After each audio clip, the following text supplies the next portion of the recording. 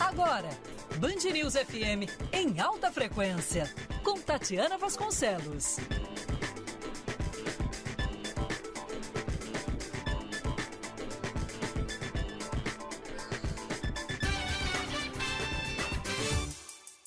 O nosso primeiro convidado de hoje é o advogado especializado em direito condominial e imobiliário, Rodrigo Carpati. Como vai? Seja bem-vindo. Obrigado. Doutor Rodrigo, comece te perguntando quais são as principais reclamações nos condomínios. Então, nós temos problemas com cães, canos, carro e barulhos entre vizinhos, você aglomerar pessoas dentro de locais como a gente tem a tendência nos grandes centros, acaba gerando diversos tipos de conflitos. E esses que eu estou te dizendo são alguns deles. Garagem. A gente costuma falar no Cs do condomínio, né? Cão, carro, cano, criança e garagem. Criança, cão, carro, criança. Vamos lá, cão, cano, carro e criança. Cão, é cano, isso? Carro e criança. Tá, muito bem. Bom, vamos começar. E o barulho, entra onde aí? Na criança? Não. Então, sim, a criança também tem o problema do barulho, cachorro, né? Cachorro e a convivência. A gente tem alguns problemas acústicos em condomínios. As construções anteriores a 2014, a gente não tinha uma norma BNT apropriada. Então, ficava à mercê de cada construtora realizar o isolamento acústico da melhor forma que eles entendiam. Então, isso gerava muitos problemas porque não tinha uma padronização desse tipo de situação. Isso faz com que, até hoje, algumas reclamações passam a não ser plausíveis. Como, por exemplo, uma pessoa que está andando com salto ou com sapato, ela pode andar dentro de casa com salto ou com sapato, mas isso não impede que o vizinho se incomode. Como resolver essa situação? Esse é um problema grave dentro do condomínio. Como se resolve essa situação? Olha, quando não existe solução, a gente precisa trabalhar em cima de um bom senso. As pessoas precisam entender que viver dentro de uma comunidade presume-se algumas concessões. Por exemplo, nós tivemos um caso desse prático, onde uma simples reunião, onde a pessoa que estava trazendo esse tipo de perturbação foi alertada que se ela poderia tirar o salto quando entrasse em casa. Ela falou, lógico, por que não me perguntaram isso antes? Não precisaria gerar todo um conflito. Então foi um condomínio onde gerou-se um conflito inicial. Essa condômina ela foi notificada, a pessoa reclamou, colocou no livro e uma simples conversa, uma simples situação de bom senso trouxe uma solução simples. Sim. Uhum. Ainda falando sobre barulho, não se pode fazer barulho depois das 10 da noite. Isso significa que antes das 10 da noite você pode fazer qualquer barulho? Então, por exemplo, em São Paulo as pessoas confundem. Não é que você pode fazer barulho até depois das 10 da noite. A gente fala da lei do psil, da lei do silêncio, mas ela não se aplica dentro de condomínios. Condomínio, dentro de qualquer local, você perturbar o sossego de alguém é crime.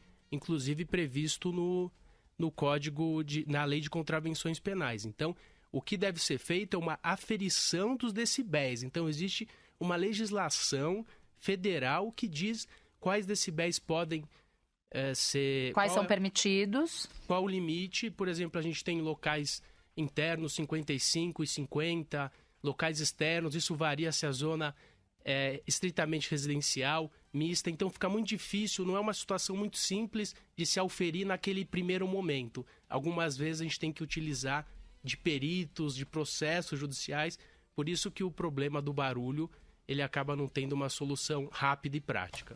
Eu imagino que ele seja insolúvel, porque para isso você precisa fazer uma reclamação e precisa ter um técnico medindo a intensidade daquele barulho na hora que ele acontece. Então, digamos que eu estou lá no meu apartamento, são 3 horas da manhã e o vizinho de cima está dando uma festa interminável e muito barulhenta.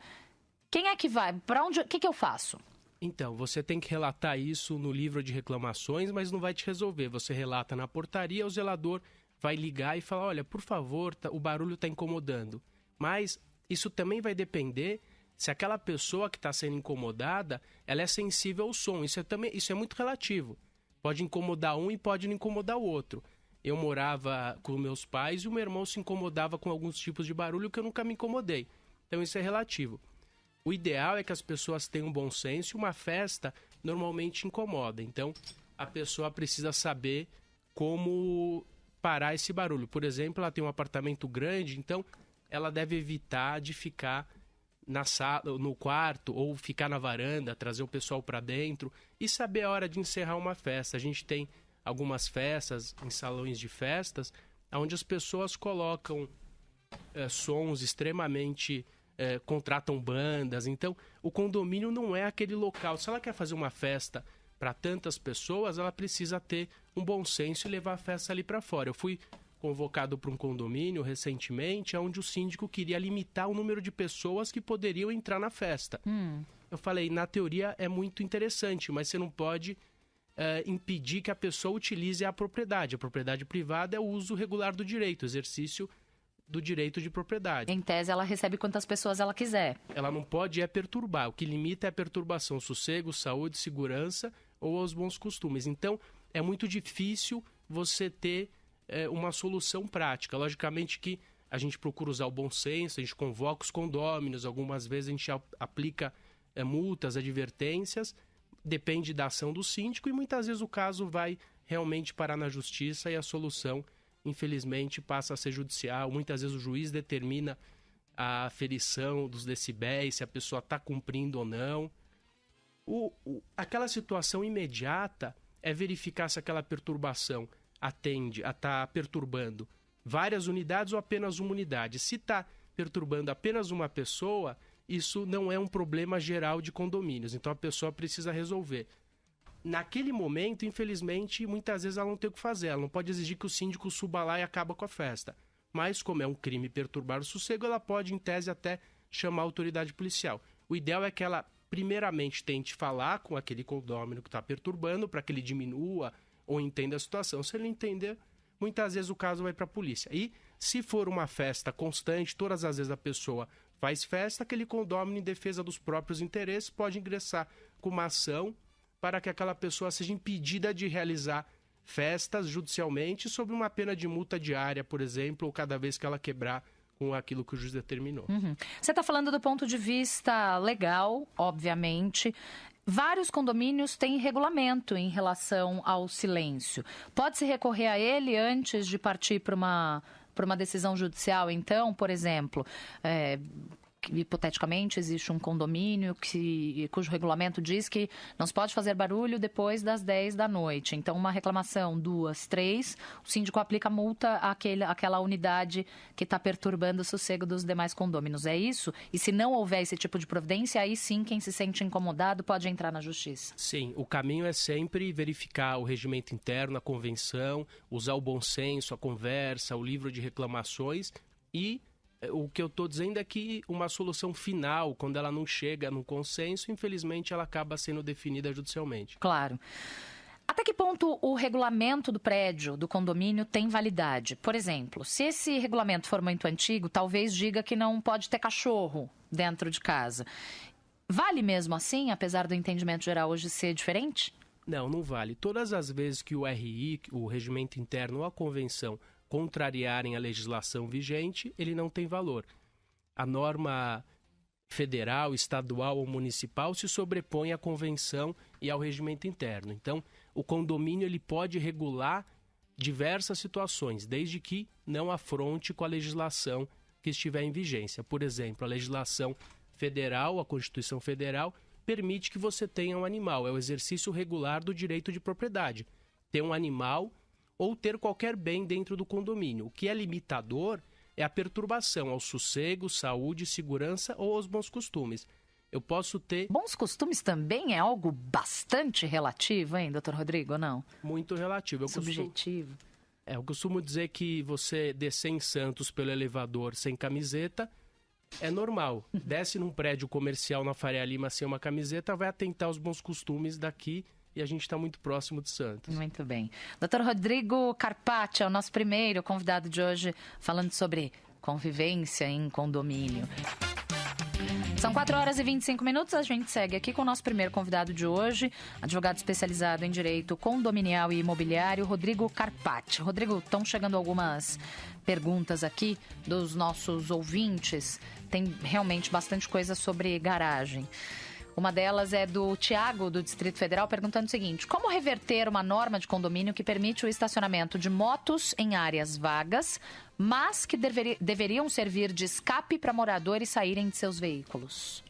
Então, se a convenção determina que ali é um local para guarda de motos, isso não vai ser revertido. Ele não pode ser um escape e um local para guarda de motos. Então, pode ser que alguma decisão em assembleia tenha modificado isso de forma irregular. O importante é que ele verifique a convenção do condomínio dentro do ato constitutivo para dizer exatamente qual a finalidade daquela área e, se tiver errado, a corrigir numa assembleia de condomínios. E como é que se corrige isso? Porque eu acho que a pergunta dele é essa. Como é que a gente muda isso? Tá, ele vai verificar se a convenção, qual é a finalidade desse espaço, vai passar isso para o gestor, para o síndico, e esse síndico vai convocar uma assembleia de condomínios com a finalidade específica de dar a destinação real ou de trazer uma solução plausível para resolver aquele problema que está ocorrendo naquele momento.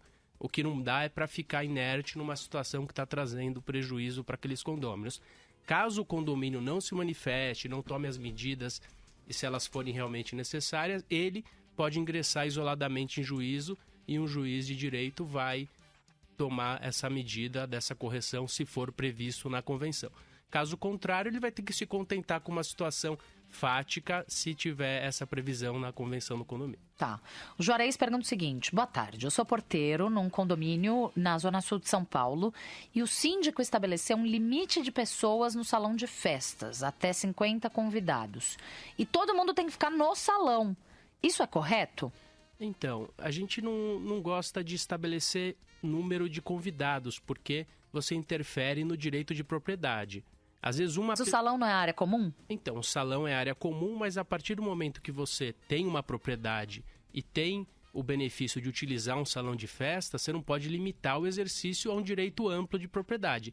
E utilizar um salão de festas que é uma situação acessória à sua unidade, é sim impedir o exercício pleno ao direito de propriedade. O que ele pode... Primeiro, ele é o porteiro, ele não pode interferir naquele dia a dia, ele tem que cumprir a determinação do síndico, ele está certo. Os condôminos que estiverem incomodados com essa situação, eles devem recorrer ao síndico. A questão do barulho, da obrigatoriedade de ficar dentro do condomínio, muitas vezes o regimento interno traz essa situação, porque a partir de determinado horário, se a pessoa está na área externa, acaba atrapalhando os próprios condôminos e condôminos de outros prédios. Inclusive, a própria lei de silêncio, que não se aplica a condomínios, mas por analogia, traz uma limitação de horário para que os estabelecimentos comerciais, inclusive bares e restaurantes, possam funcionar. Uhum. Tem um ouvinte fazendo uma pergunta aqui sobre reforma, relacionando a barulho. Então, eu vou ampliar um pouco a pergunta e vou te perguntar: para reformas dentro de condomínios, há regras?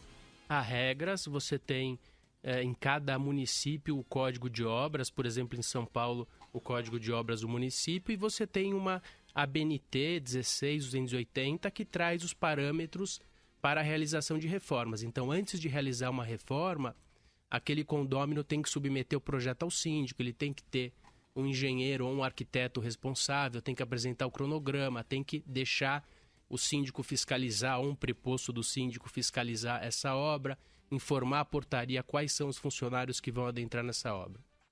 Essas são as regras. Essas são as regras, logicamente tem algumas outras implicações, mas essas são as regras a grosso modo. Sobre horário e sobre barulho? Então, o horário é o horário que determina a convenção daquele condomínio. Então, tem condomínios que determinam que as obras possam ocorrer das 9 às 5, outros das 10 às 5. Então, o que não contrariar a legislação, como a lei não estabelece um horário, ele pode realizar a reforma conforme a convenção ou aquela assembleia determinar.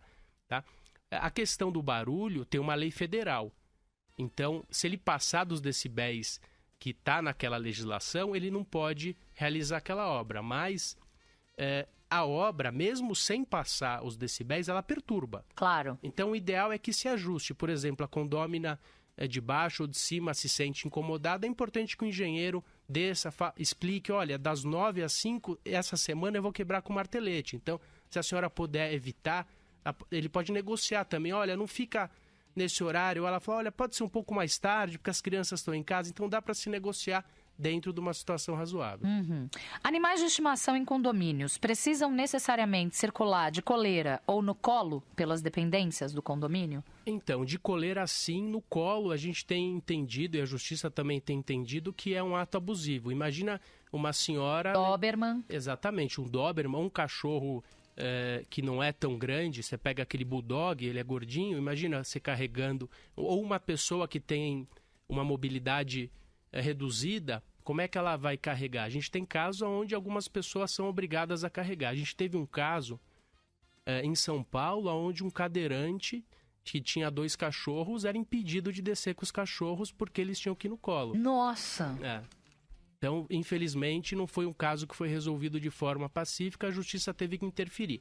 Então, o condomínio pode regular o trânsito de animais, mas ele não pode imputar que a pessoa tenha 1, 2, animal pequeno ou médio, ela não pode interferir no direito de propriedade. Ela pode regular que esse animal não circule em áreas comuns de forma livre, ele pode impor que a pessoa saia pela área de serviço ou utilize a garagem. Ela não pode obrigar a pessoa a carregar no colo, a carregar dentro de um carrinho, a usar focinheira, salvo se a lei assim exigir, dentre outras determinações. Daqui a pouquinho a gente vai falar sobre o papel do síndico. Vale a pena ser síndico? Quais são os perfis de síndico? Quais são os deveres e os poderes do síndico num condomínio? Daqui a pouquinho. Nós estamos conversando hoje com um advogado especializado em direito condominial e imobiliário, Rodrigo Carpati. Eu disse que a gente ia falar sobre o papel do síndico, mas eu vou abrir mão das minhas perguntas e vou fazer as perguntas que não param de chegar aqui dos nossos ouvintes sobre assuntos diversos. Começar pela do Maurício. No condomínio onde eu moro, optou-se por trocar a empresa de segurança. Foram apresentados em assembleia 3 orçamentos e o orçamento da empresa vencedora, o dono da empresa é o síndico. Apesar de ter sido aprovado em assembleia, isso não se configura um conflito de interesses? Pergunta ele. Maurício, é imoral, mas não é ilegal. O ideal é que ele não participe aonde ele mora, ainda mais se ele quiser evitar problema e que as pessoas batam na porta dele, mas não tem nenhum tipo de irregularidade. Quem definiu isso foi a Assembleia. Se a Assembleia entendeu que é razoável isso, não tem o que a gente possa fazer.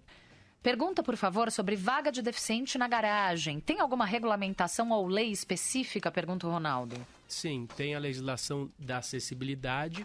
Então, a partir de 2006, os prédios já precisam se adequar a projetos. Antes disso, os condomínios não estão obrigados. É importante você verificar, isso vai do momento onde a planta foi aprovada na prefeitura e não da entrega do prédio. Tem vários ouvintes falando sobre problemas com barulho provocado por crianças. Então, criança que corre muito no apartamento e aí não tem hora. E tem uma outra ouvinte aqui falando sobre cachorro. Tem uma vizinha no condomínio onde eu moro que quando sai deixa o cachorrinho na sacada. Ele late o tempo todo em que ela está ausente. O que se deve fazer?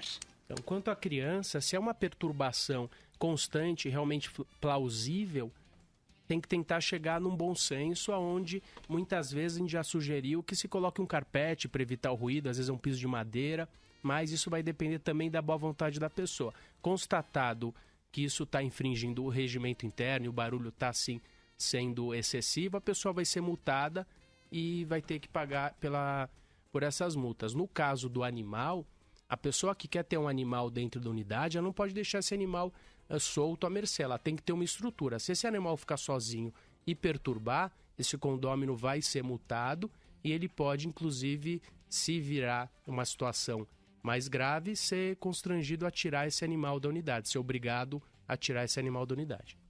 Outra pergunta aqui, essa é grande. Deu uma briga na última reunião no meu condomínio. O dono da construtora mora no condomínio. Ele ainda tem 45 apartamentos que não foram vendidos.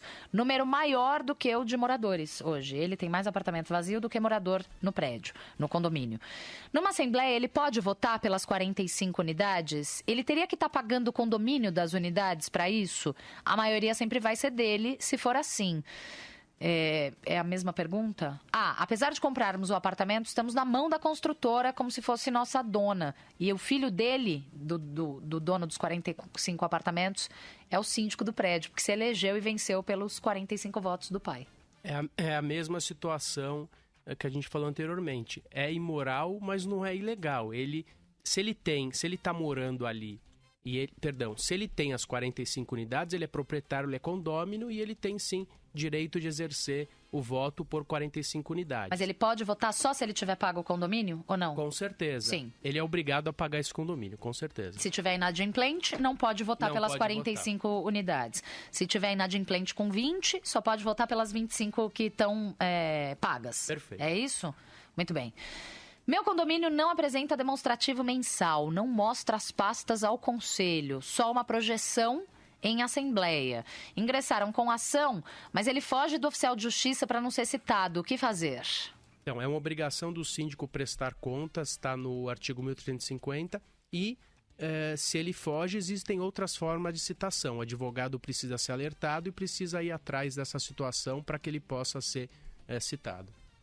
Outra pergunta. Estou com vários problemas no meu condomínio por causa da ausência total do síndico. Em caso de renúncia do síndico profissional, contratado, o subsíndico condômino passa a receber o mesmo valor pago ao síndico? Outra questão. Com relação aos contratos firmados pelo síndico, qual é o papel do Conselho Fiscal? Última pergunta. Como deve ser a tomada de preços para que se escolha a empresa que vai prestar serviço para o condomínio? É o Fábio do Rio de Janeiro. Então, Fábio, esse síndico profissional, na ausência dele, não necessariamente o condômino que vai assumir vai receber a mesma remuneração, a não ser que a Assembleia determine dessa forma. Tem outra pergunta aqui com relação à garagem. É um ouvinte de São Paulo. Na convenção do meu condomínio, está escrito que os veículos não podem ultrapassar as demarcações da garagem. No meu caso, eu tenho 2 carros e uma moto. Os meus veículos, quando estacionados na minha vaga, não ultrapassam as demarcações. Na convenção, não diz a quantidade de veículos. Diz que não pode ultrapassar as demarcações. E o meu síndico não está autorizando que eu coloque a minha moto ali. O teu síndico está correto. Você não percebeu, mas deve estar assim na convenção para a guarda de um veículo automotor. Então, quer dizer, um carro. Então, você tem que preferir... Você tem que escolher entre o carro ou a moto, independente da demarcação. Por quê? Porque aquele local ele é feito para a guarda de um automóvel. Ricardo de São Paulo. Meu condomínio é administrado por uma empresa terceirizada. Fui viajar, quando voltei, meu carro estava batido. Eles disseram que não podiam fazer nada porque não havia câmera no local. O que eu devo fazer? Então, as pessoas acham que o condomínio responde por furtos, roubo ou por tipo de... por batidas de carro dentro da garagem. O condomínio não responde. Então, você pode... se o condomínio não tem essa imagem, você não tem o que fazer. Você tem que tentar descobrir quem foi. Não cabe ao síndico fazer a guarda dos automóveis dos moradores. Se existir uma câmera, você pode sim ter acesso a ela e verificar, e não o condomínio você tomar as suas medidas. Inquilino pode ser síndico? Inquilino pode ser síndico. Ele não pode ser conselheiro, ele não pode ser subsíndico, mas existe a previsão de ele ser síndico. Por quê? Porque qualquer um pode ser síndico do prédio. Porque a nova legislação desde 2002 traz à tona que o síndico será eleito na forma da lei, condômino ou não do prédio, o que permite, inclusive, o síndico profissional. Mas não traz essa disposição igual para conselheiro e subsíndico, o que é bem esquisito, hein, doutor Rodrigo, não? Não, ele é esquisito, mas foi a possibilidade do síndico profissional, porque normalmente o síndico profissional ele não é morador. Então, a lei traz o quê? O conselheiro, via de regra, ele tem que ser condômino, isso está imputado, inclusive, na convenção. Mas a lei é explícita ao mencionar que o síndico poderá ou não ser condômino. Então, ele abre para qualquer inclusive pessoa estranha ao condomínio, que ocupe o cargo de síndico, se eleito na forma daquela convenção. Muito bem. Dr. Rodrigo Carpati, advogado especializado em direito condominial e imobiliário, nosso primeiro convidado de hoje. Muitíssimo obrigada por esclarecer as dúvidas dos nossos ouvintes. E não foi suficiente, a gente sabe, tem um monte de pergunta aqui, mas foi muito bom. Muito obrigada, viu? Eu que agradeço, estou à disposição de vocês sempre.